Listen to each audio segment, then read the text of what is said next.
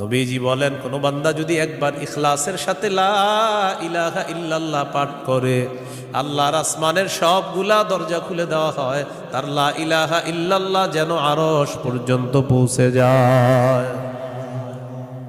তাওহীদের কয় শর্ত ভুলে গেছে? কয় শর্ত? এক নম্বর, আল্লাহ ছাড়া ইলাহ নাই, এই বিশ্বাস নিয়ে মরতে হবে। দুই নম্বর, আল্লাহ ছাড়া কোনো ইলাহ নাই, এই কথায় সামান্য সন্দেহ করা যাবে না।